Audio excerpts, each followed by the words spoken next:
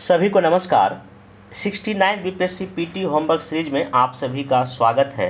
आज 18 जुलाई है और मैं पहले ही एक वीडियो बना दिया था यूट्यूब पर, टेलीग्राम पे शेयर कर दिया था, जिसमें कि मैं ये बताया था कि 18 जुलाई 18 जुलाई आज जो है 69 बीपीएससी पीटी को लेकर होमवर्क सीरीज शुरू किया जा रहा है।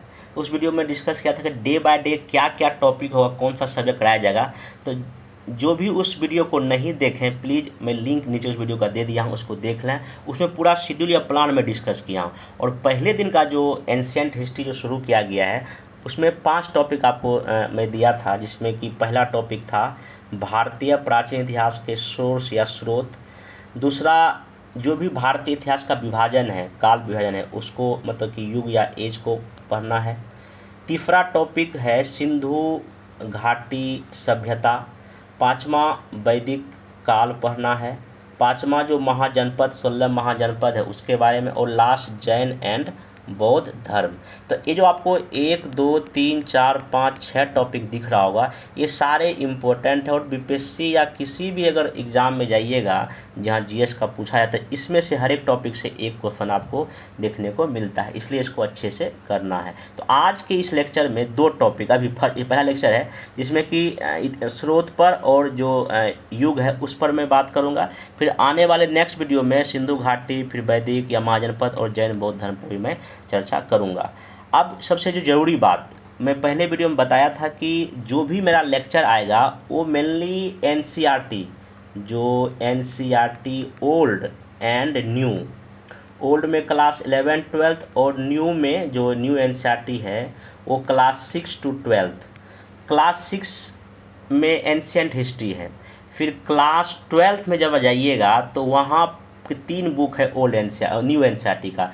पहला जो भाग है उसमें एंशिएंट हिस्ट्री है, तो 6 क्लास का और 12th क्लास का न्यू एनसीईआरटी और 11th क्लास का ओल्ड एनसीईआरटी का जो भी उसमें इंफॉर्मेशन सोर्स है, उसी के बेसिस पे आपको ये पूरा का पूरा नोट्स तैयार किया गया है। और इस नोट्स में जो है ना, ये कोशिश किया गया एनसीईआरटी के अलावा और भी अगर किसी बुक में कुछ अच्छी बातें हैं उसको इसमें शामिल किया गया है। और एक चीज़ और, इसमें टू द पॉइंट इसमें लिखा गया है। कितना इन्फॉर्मेशन है कि जो भी एनसीईआरटी में दिया गया है, जो एग्ज़ाम के पॉइंट ऑफ व्यू से उसी ज़्यादा एक्स्ट्रा चीज़ है। क्योंकि एनसीईआरटी के बुक में भी चूँकि उसमें कहानी बना कर लिखा गया है, समझा के लिखा गया है, अब वो चीज़ यहाँ मैं जब मैं बोलूँगा तो वहाँ पे उसको ध्यान सुन लीजिएगा। बाकी जो भी मेन फैक्ट है उसको आपको सामने दिखाई पड़ जाएगा।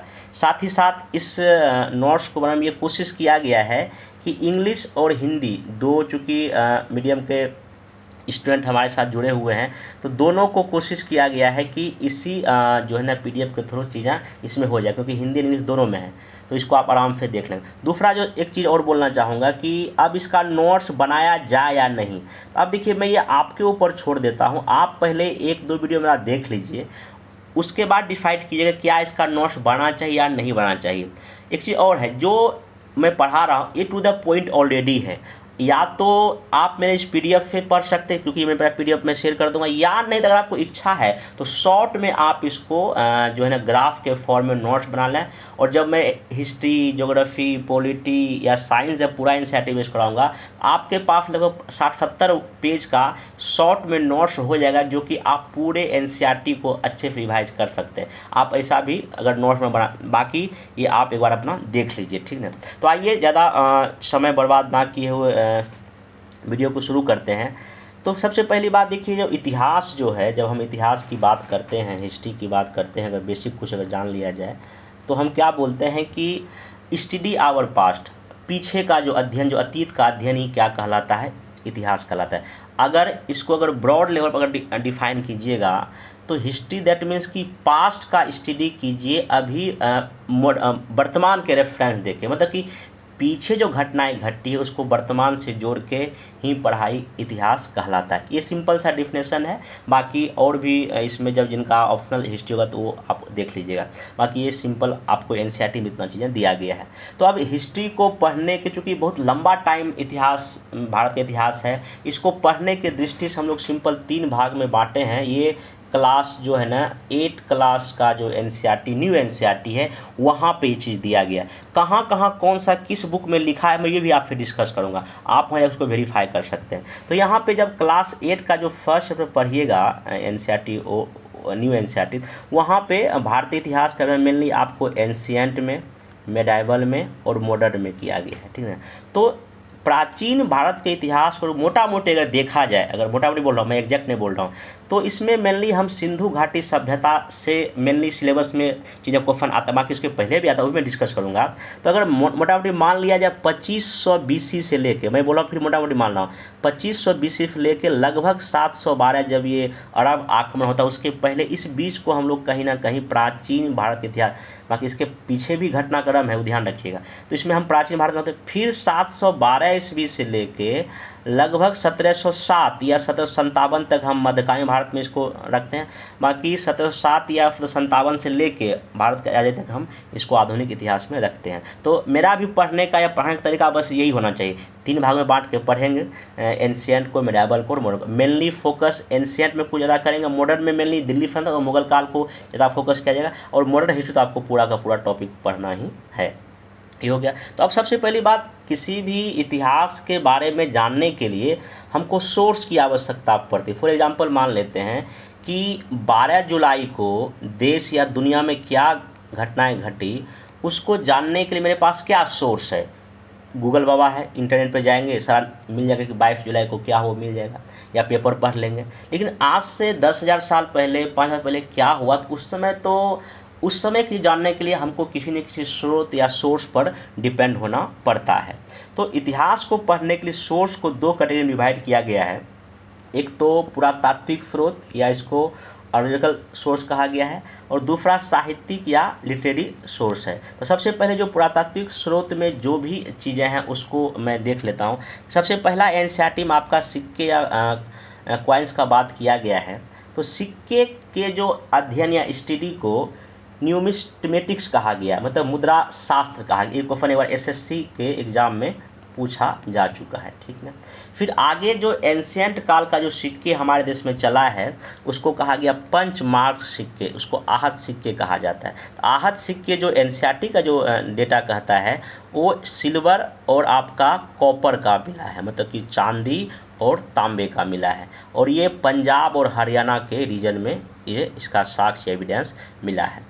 फिर आगे जाके उसी समय जब कुषाण वंश आया इंडिया में, तो इस समय भी सिक्के बने, लेकिन अब पकी मिट्टी के सिक्के के साक्ष्य यहाँ पे देखने को मिलता है। आगे जब हमारे यहाँ इंडो ग्रीक आगमन हुआ, मतलब कि जो इंडो यूनानी का जब आक्रमण हुआ, तो उसके शासकों ने पहली बार जो है गोल्ड या सोने के सिक्के को जारी किया, ठीक ना।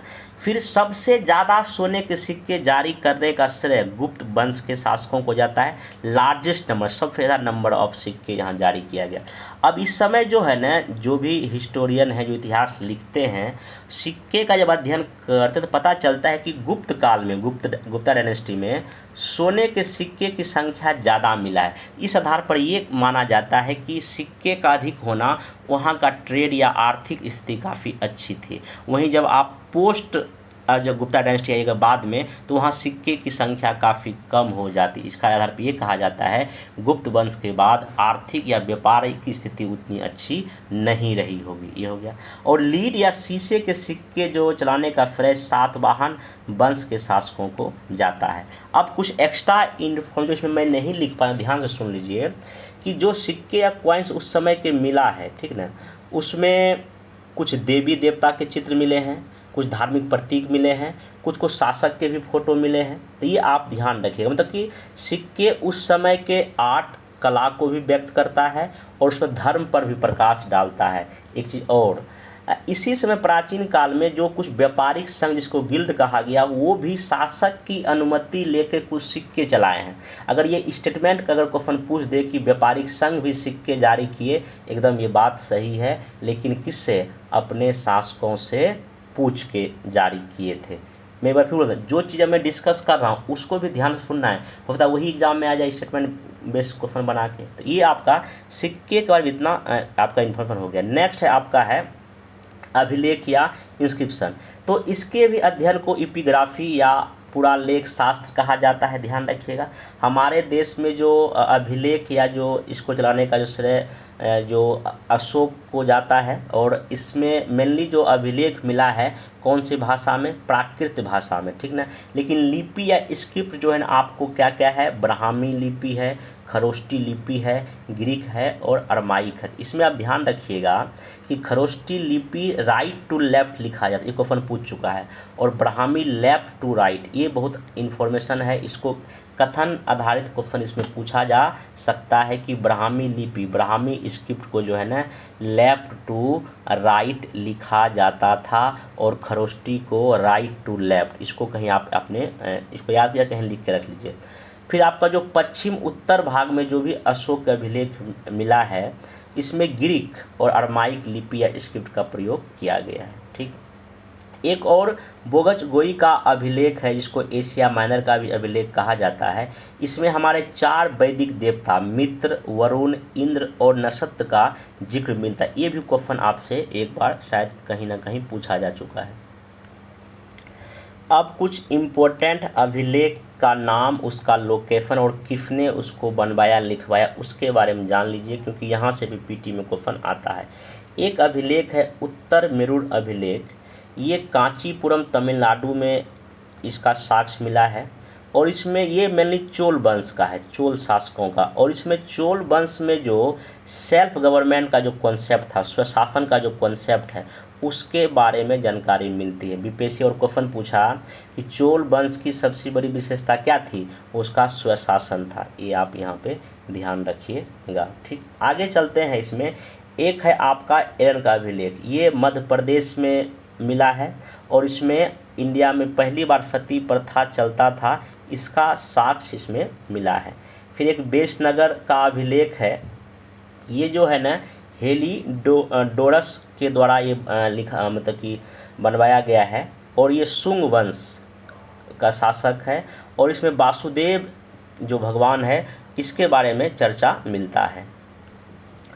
जूनागढ़ अभिलेख जो है ये प्योर शुद्ध संस्कृत भाषा में लिखा जो पहला अभिलेख था, और शासक का नाम रुद्रदामन शक वंश का। ये एक बार क्वेश्चन भी पूछा है कि रुद्रदामन किस वंश के शासक थे, शक डायनेस्टी के ये शासक थे। इसको आप एक बार ध्यान में रखिएगा। आगे चलते हैं इसमें कि एहोल अभिलेख, ये जो है ना कर्नाटक में मिला है, ये भी लोकेशन पूछ सकता है। ये पुलकेशिन द्वितीय का है, और पुलकेशिन द्वितीय ने हर्षवर्धन को हराया था, इसकी जानकारी हमको इसी एहोल अभिलेख से मिलता है, और ये संस्कृत भाषा में ये भी है। और इसके जो लिखने वाले हैं रवि कीर्ति, जो पुलकेशिन द्वितीय के कोट या दरबारी कवि थे। इतना आप इन फॉर्म अगर याद रखेंगे तो चीज़ें आपके लिए बेहतर होगा। तो ये इसमें मेनली 2 आपका जो है ना पुरातात्विक स्रोत हो गया, और भी कई सारे जो है ना कुछ अभिलेख है, जैसे कि एक है लुम्बिनी का पिलर इंस्क्रिप्शन, ये नेपाल में है। कहाँ पे है? नेपाल में है। ये जब अशोक जब वहाँ गए थे लुम्बिनी, तो उसके बारे में हमको जानकारी देता है। तो ये कुछ और 1-2 है और है, तो उतना जानने का आपको ज़रूरत नहीं है, इसी से आपका काम चल जाएगा। अब आते हैं लिटरेरी या साहित्यिक स्रोत में। तो साहित्यिक स्रोत में सबसे पहला आपका वैदिक काल का जो भी सोर्स है, जिसमें कि ऋग्वेद का लिखने का टाइम जो मोटा मोटी एनसीईआरटी कहता है, ओल्ड एनसीईआरटी 1500 से लेके 1000 BC तक है। एक चीज़ यहाँ पे मैं ये बिफोर क्राइस्ट को मैं डिस्कस कर देता हूँ।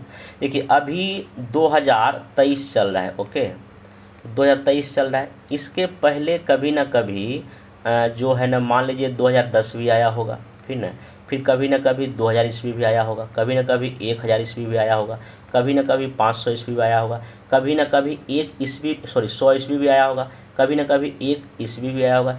इसके पहले जो भी चीज़ें घटा है उसको हम बिफोर क्राइस्ट बोलते हैं। अगर मान लीजिए लिखा है कहीं पे 500 BC, 500 BC का मतलब क्या हुआ, 2023 से लेकर आप 1 ईस्वी तक जाइए, अब फिर 1 ईस्वी से कहाँ जाइए, 500 साल पीछे जाइए। इतने साल पीछे की कहानी यहाँ पे कहा जा रहा है। तो इतना साल में ये ऋग्वेद लिखा गया। ऋग्वेद में 10 इसका मंडल है, ये भी एक एग्जाम में पूछ चुका है। 1028 सूक्त है, इसमें मेनली देवताओं का ना स्तुति कैसे प्रार्थना किया जाए उसके बारे में चर्चा किया गया। और थर्ड जो मंडल है काफ़ी इंपॉर्टेंट, इसमें गायत्री मंत्र का जिक्र किया गया। फिर यजुर जो वेद है इसमें जैसे यज्ञ सब होता है उसका विधि नियम दिया गया है। अथर्ववेद जादू टोना से संबंधित है और सामवेद आपका इस संगीत से। इतना ही आपको एनसीईआरटी में जो इन्फॉर्मेशन दिया गया है। बाकी एक चीज़ और ध्यान रखिए, ये भी क्वेश्चन यूपीएससी पूछ चुका है। सबसे पहले वेद लिखा गया, ठीक, वेद के बाद इसी वेद से संबंधित जो है ना कई तरह के आपको ब्राह्मण ग्रंथ देखने को मिलता है।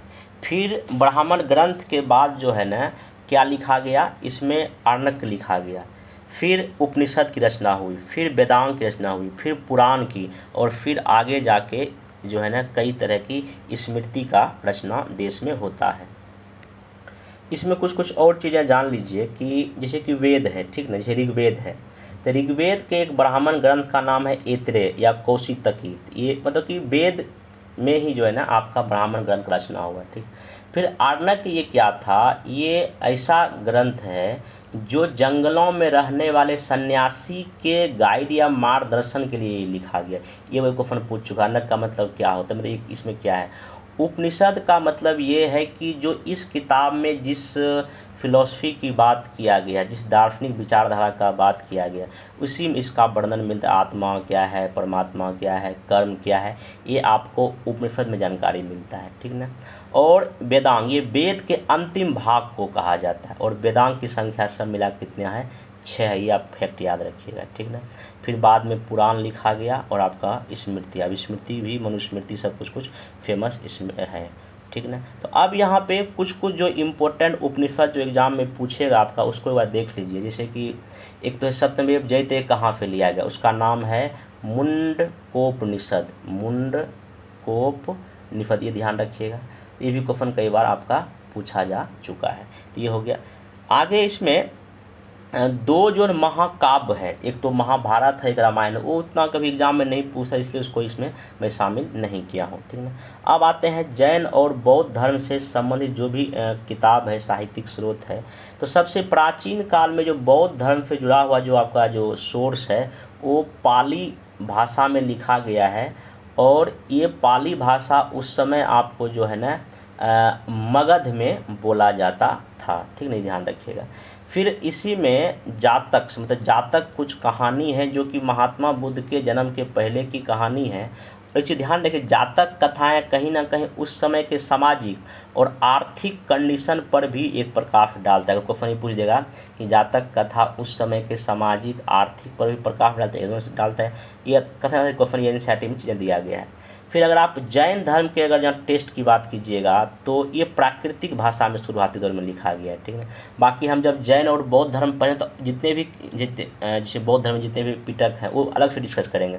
अभी जो सोर्स के चैप्टर में इतना ही चीज़ें इन्फैक्ट दिया गया है, ध्यान रखिएगा, ठीक। उसका कुछ सेकुलर या जो धर्मनिरपेक्ष साहित्य का अगर आप जिक्र करेंगे तो इसमें सबसे पहला अष्टाध्यायी मतलब कि ये पाणिनि द्वारा लिखा हुआ एक जो है ना टेस्ट है। फिर अर्थशास्त्र ये कौटिल्य का लिखा हुआ है जो इसमें 15 खंड है, ये भी एग्जाम में पूछ चुका है। कालिदास का अभिज्ञान शाकुंतलम है।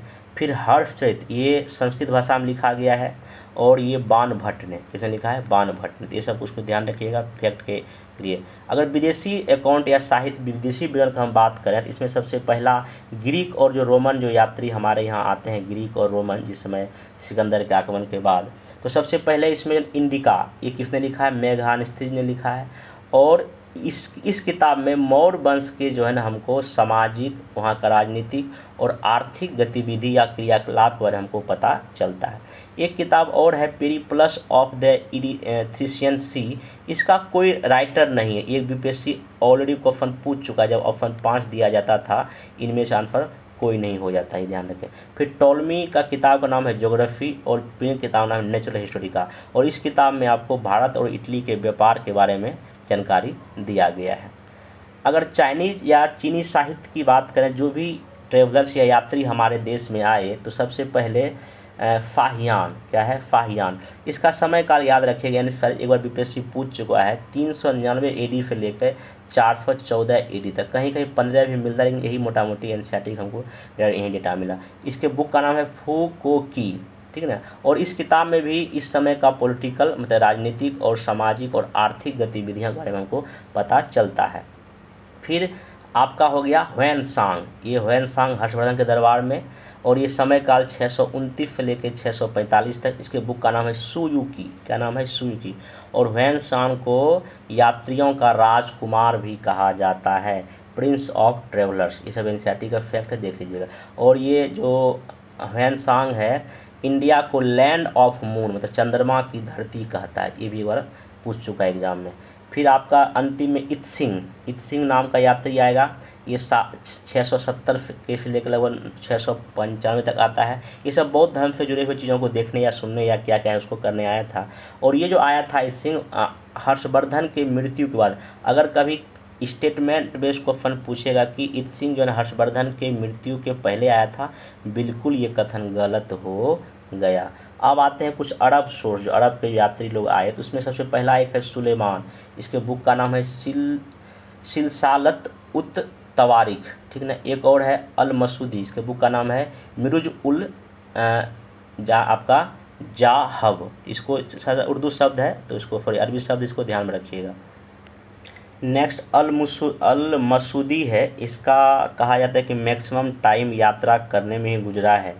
इसके बुक का नाम है मुरुज उल जहाब, ये ध्यान रखिएगा, ठीक ना। बाकी अल बरूनी है, ये जो है इसका किताब का नाम है किताब उल हिंद। और ध्यान रखिएगा जो अल बरूनी का जो किताब है, ये कई भाषाओं का जानकार आदमी था, और इंडिया के सामाजिक धार्मिक जो भी यहाँ अंधविश्वास था उस सब के बारे में इसने किताब में लिखा है।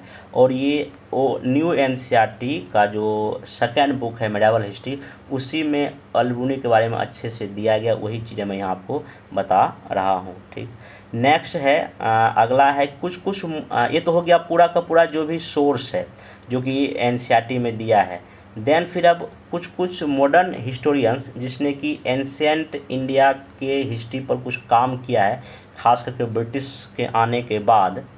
तो सबसे पहले जो है ना मनुस्मृति का ईस्ट इंडिया कंपनी ने इसको ट्रांसलेट करवाया, किताब का नाम रखा एक कोड ऑफ जेंटू लॉज, ये ध्यान रखिएगा, इसका हिंदी का भी नाम यही होगा।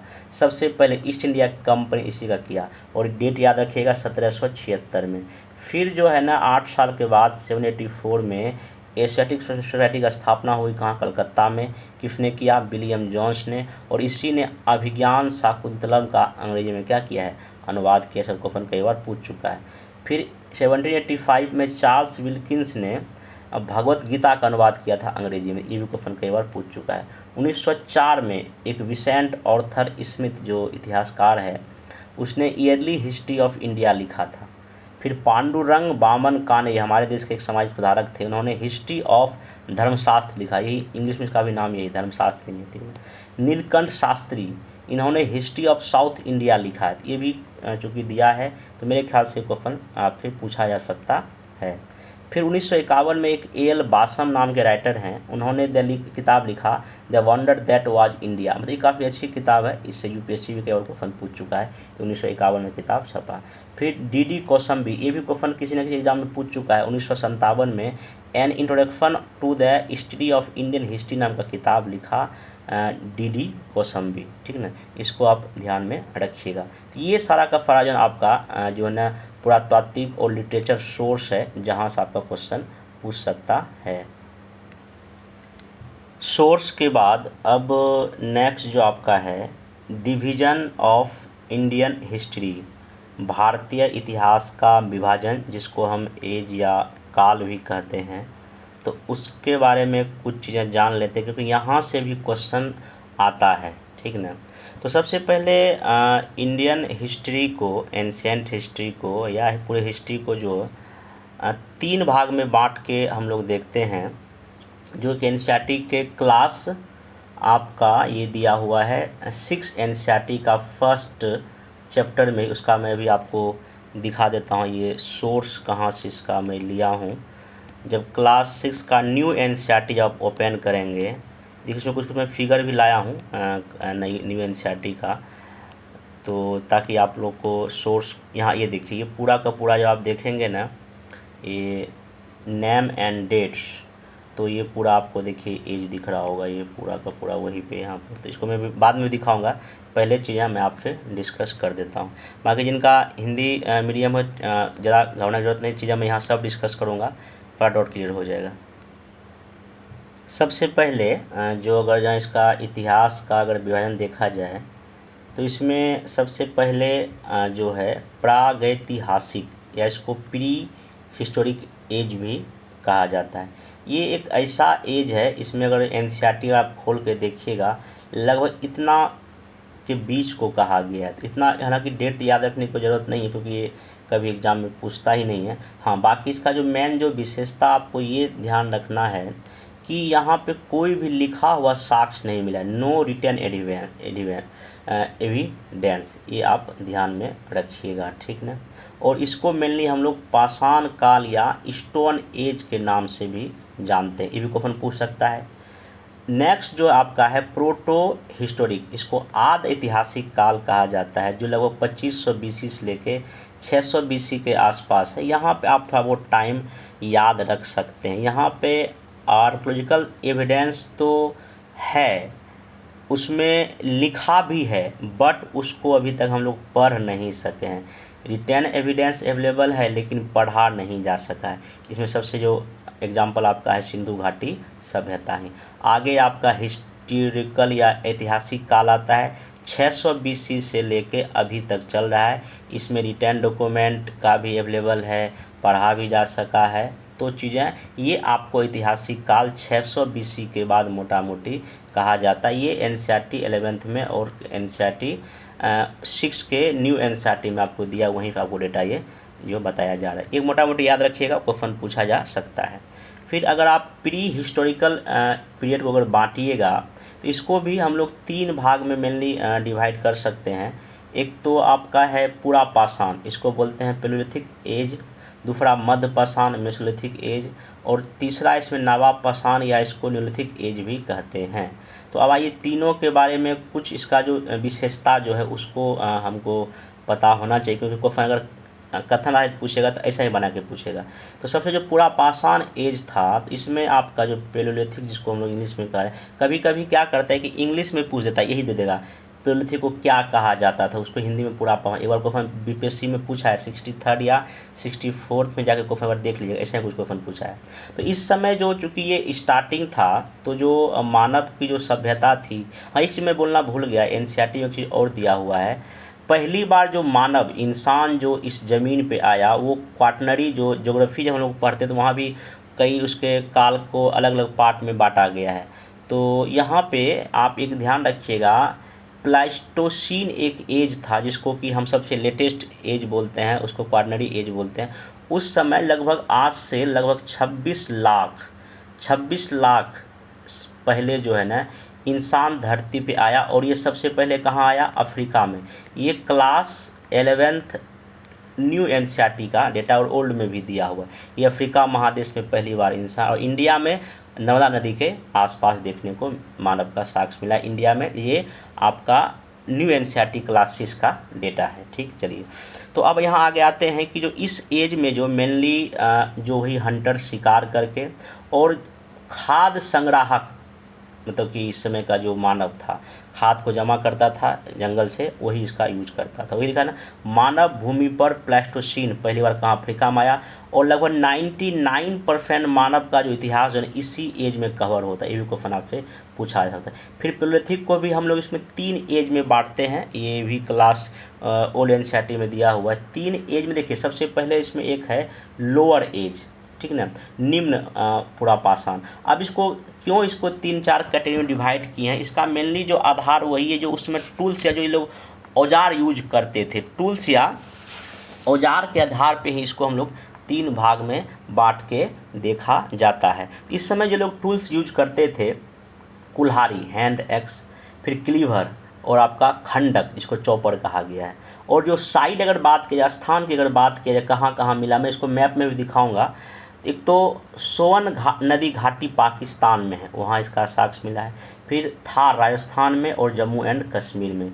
बोलन घाटी यूपी में है जो है ना, और फिर नर्मदा नदी के आसपास, और भीमबेट का जहाँ गुफा है वहाँ इसका हमको लोअर जो है ना का साक्ष्य देखने को मिलता है। इसको आप थोड़ा ध्यान रखिएगा, ठीक है। मतलब गुफा वफा भी इसमें चीज़ें हैं।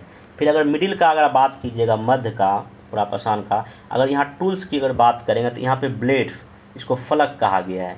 फिर इसमें वेदनी, इसको पॉइंट कहा गया है। और खुरचनी, स्केपर्स का साक्ष्य इस समय मिला। ये क्वेश्चन पूछ सकता है कि टूल्स के बेसिस पे स्टेटमेंट बना के। और इस स्थान या साइट की बात किया जाए जहाँ साक्ष्य मिला है, ये आपको जो है ना, इसमें नर्मदा नदी और तुंगभद्रा नदी जो साउथ में बहती है, वहाँ इस तरह की चीज़ हमको देखने को मिला है, जो कि एनसीईआरटी में फैक्ट है, जो कि एग्जाम में पूछा सकता है। अगर अपर का बात कीजिएगा, उच्च का बात कीजिएगा, तो इसमें यहीं पे होमोसिपियंस, आधुनिक मानव का आगमन यहीं पे हुआ।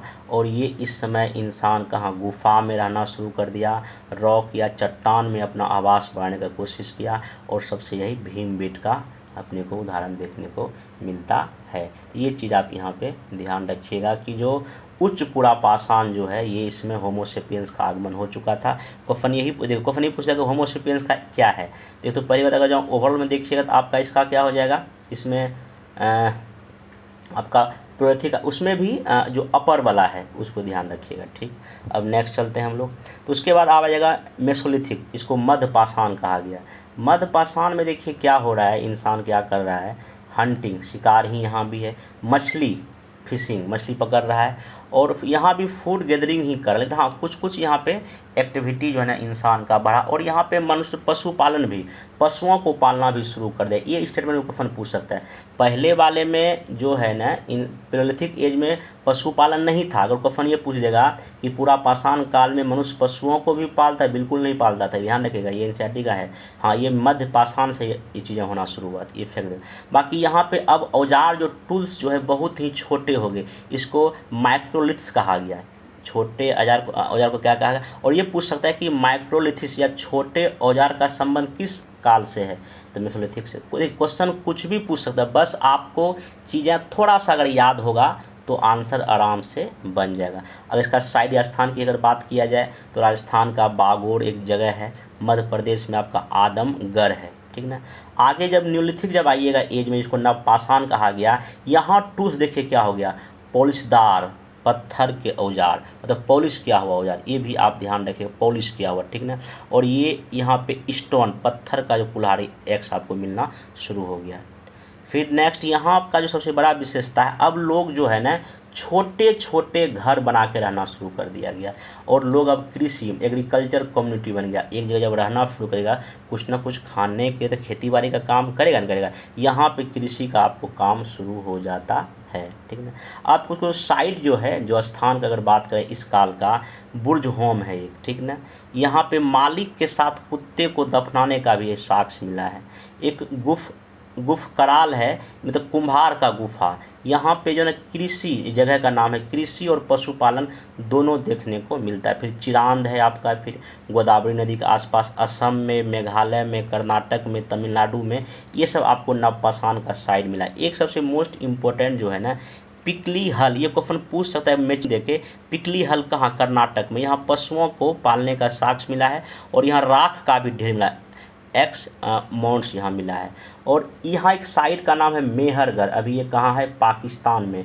इस समय कहा जाता है मेहरगढ़ ज़्यादा कुछ एडवांस या उन्नत था, जहाँ पे गेहूँ, जौ और रुई। तो पहला जो है गेहूँ और जौ ही जो है, जिसको प्राचीन काल के इंसानों ने उगाना शुरू किया। और जो चिरांद है जो बिहार में, इसको ध्यान रखिएगा, यहाँ पे हड्डी के कई सारे टूल्स जो है ना साक्ष्य के रूप में मिला है। बाकी ये बुर्ज होम जम्मू कश्मीर में, इसको ध्यान रखिएगा। ये मेहरगढ़ वर्तमान में कहाँ है आपका, पाकिस्तान में, ज़्यादा एडवांस था वहाँ पे, ठीक ना। तो इस काल में आते आते लोगों को दफनाया जाने लगा है, कृषि हो रहा है, पशुपालन हो रहा है, ठीक ना। राख के ढेर के एग्जाम्पल मिल रहा है। गेहूं का खेती सबसे पहले इंसान ने किया, फिर जौ और रुई का भी यहाँ हमको साक्ष्य देखने को मिलता है। इतना अगर आप चीज़ें याद रहेगा तो चीज़ें ज़्यादा आपके लिए बेटर। बाकी चीज़ ध्यान रखिए, मेहरगढ़ में एक चीज़ और जो है ना, कच्ची ईंट के घर भी एनसीईआरटी का डेटा है, यहाँ पे मिला हुआ है।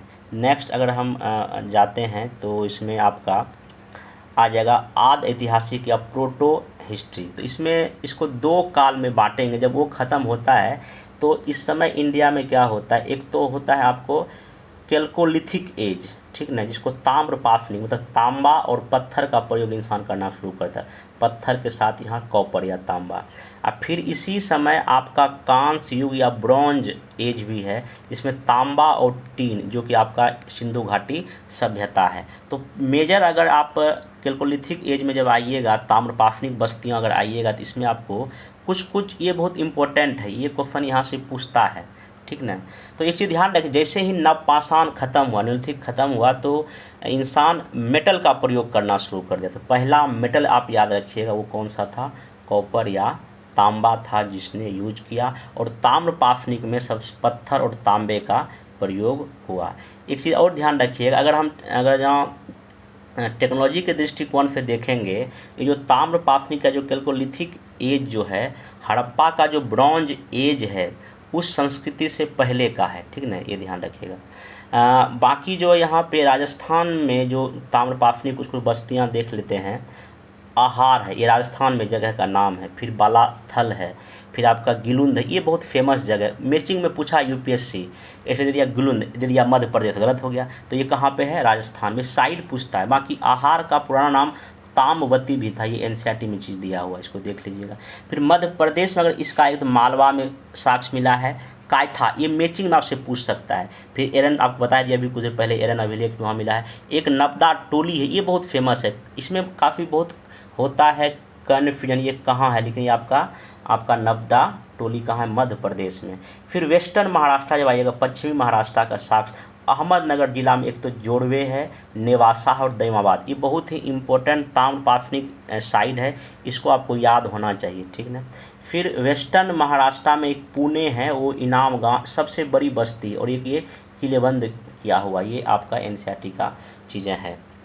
ईस्टर्न भारत में जब आइएगा तो चिरांद, ये बिहार का है। फिर पांडु राजार डीबी और महिषादल, ये वेस्ट बंगाल में जगह है, और सोनपुर बिहार में। तो ये आपको इस क्वेश्चन पूछ सकता है स्टेटमेंट बेस बना के, ठीक है, चिरांद और ये सोनपुर को लेके, ईस्ट भारत मतलब कि बिहार में है। तो ये आपका जो है ना ताम्र पाषाणिक एज हो गया।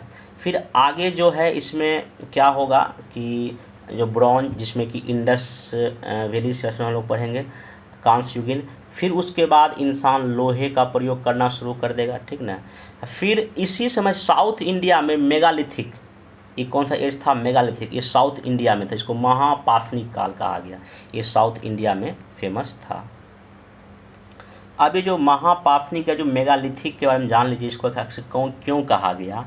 इसमें वहाँ के जो सब को जो ज़मीन में गाड़ा गया है, उसमें ये देखा गया है कि सब के चारों ओर जो है ना बड़े बड़े ऐसे करके पत्थर रख दिए गए, ऐसे करके छोटे बड़े पत्थर, यहाँ पे इसको जो है ना इंसानों को दफनाया गया है, इसलिए इसको जो है ना इसको कहा गया महापाषाणिक या मेगालिथिक एज। ये एनसीईआरटी क्लास 6 में भी आपको दिया गया है।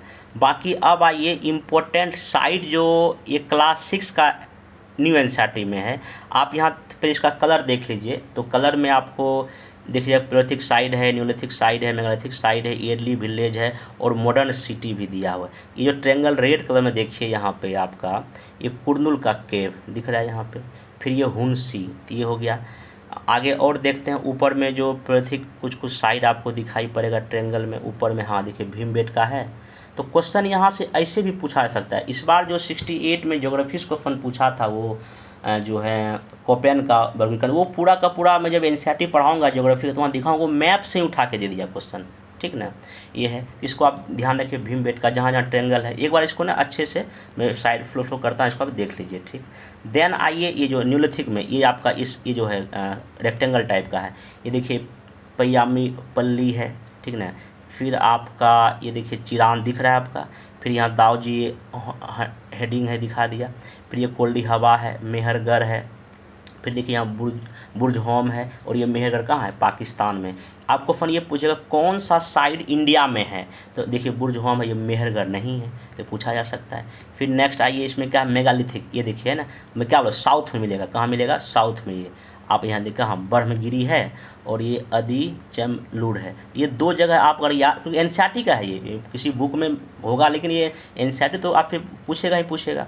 फिर आप ये ईयरली विलेज देखिए, इस तरह का शेप में, इनाम गांव देख रहे हैं यहाँ पे, बता इनाम गांव था इस समय, फिर और भी एक दो जगह है, देख लीजिए, नहीं और नहीं है। फिर आपका देखिए मॉडर्न सिटी, तो मॉडर्न सिटी में स्टार जहाँ जहाँ दे है, बम्बई दिखाया हुआ है, कलकत्ता है। तो ये एक बार इसको अच्छे से आप करें, ठीक ना। ये एनसीईआरटी का मैं डेटा लाया हूँ। फिर यहाँ देखिए उस समय के जो रॉक पेंटिंग यहाँ लिखा है ना, ये painting from a rock shelter. तो ये देखिए ये दीवार पे अपने को देखने को मिला है, मध्य प्रदेश में, साउथ उत्तर प्रदेश में इस तरह के दीवारों पे पेंटिंग मिला है। यहाँ पे बगल में इसके बारे में चर्चा किया गया है। देखिए लिखा है भीमबेटका, प्रेजेंट कहाँ है, मध्य प्रदेश में। ओल्ड साइड है, सबसे पुराना, जहाँ गुफा और रॉक शेल्टर जहाँ पे लोग इसमें रहते थे, ठीक ना। और यहाँ पे लोग कई तरह के जो है आपका जो है पेंटिंग ये इस तरह का बनाया हुआ है। फिर नेक्स्ट आते हैं, ये देखिए ये पूरा का पूरा वहाँ जो है उसी का फिगर है ये, ठीक ना। नेक्स्ट चलते हैं इसमें जो, हाँ ये देखिए स्टोन टूल्स, ये जो पत्थर का जो कुछ औजार बना गया है, देखिए इसमें कैसे नुकीला देखिए होता था इस तरह का, देखिए ये हाथ से कैसे कर सकता था उस समय, आपको चीज़ें यहाँ पे देखने को मिलता है, ठीक। फिर नेक्स्ट चलते हैं, ये देखिए वही जो मैं बताया आपको पूरा का पूरा, जो पूरा पाषाण नवपाषाण ये सब वही चीज़ दिया हुआ। देखिए हम माइक्रोलिथिक यहाँ लिया हुआ ना, छोटे छोटे स्टोन में, ठीक है। यहाँ पे न्यूलिथिक है, ये सब वहीं से एनसीईआरटी से ही मैं डेटा लेके चीज़ें आपको डिस्कस किया हूँ। इसमें एक और देखिए ये मेहरगढ़ के बारे में देखिए, यहाँ पे मैं आपको बताया मेहरगढ़ में देखिए इस तरह के ना घर यहाँ साक्ष्य मिला है। मेहरगढ़, ये हाउस इन मेहरगढ़, देख रहे हैं यहाँ पे इस तरह का घर का भी यहाँ साक्ष्य मिला, मतलब लोग यहाँ पे घर में रहना शुरू कर दिए। यहाँ देखिए ये सब आधान, मतलब कि जहाँ पे सबों को ज़मीन में गाड़ा है, देखिए कैसे कैसे यहाँ गाड़ दिया गया है, ये देख लीजिए आप, ठीक ना। ये चीज़ें हैं मेहरगढ़ में साक्ष्य अपने को मिला है। तो इतना चीज़ें था, ठीक ना, तो जो कि क्लास 6 के एनसीईआरटी में दिया है। ये तो आपका हो गया जो भी काल का डिवीजन है वो। बाकी इसमें अगर कुछ और चीज़ें होगा तो उसको किसी और छोटे से वीडियो में मैं समय समय पे वर्णन डिस्क्राइब कर दूंगा। अब इसमें नेक्स्ट जो आपका जो ब्रॉन्ज एज बच गया, जिसमें कि जिसको हम मेनली सिंधु घाटी सभ्यता इंडस वैली सिविलाइजेशन कहते हैं, उसको कवर करूंगा शॉर्ट में। इसी तरह का मतलब कि उस जो वीडियो बनाऊंगा उसमें क्लास 6 का और क्लास 12 का जो न्यू एनसीईआरटी है उसमें कई सारा उसमें फिगर इस तरह दिया हुआ है, तो उस फिगर को भी दिखाऊंगा ताकि आपका कोई क्वेश्चन छूटे नहीं। और देखिए एनसीईआरटी फ्रीज कहने का मतलब ये है कि जितना भी बुक मार्केट में है इसी को बेस बना के लिखा गया था, क्यों नहीं उसी को पढ़ लिया जाए। और मेरा कोशिश है कि कोई चीज़ में छूटे नहीं, बस हाँ आपको इसको सही ढंग से वीडियो देखना है। वीडियो जब भी आएगा मैं कोई निश्चित टाइम में जाना, हाँ वीडियो आपको जो भी डे बाय डे कोशिश करूँगा सारा वीडियो आपको मिल जाए। इसको देखिए, इसको याद करने की कोशिश करिए। बाकी नेक्स्ट वीडियो में हम लोग मिलेंगे, तब तक के लिए थैंक यू।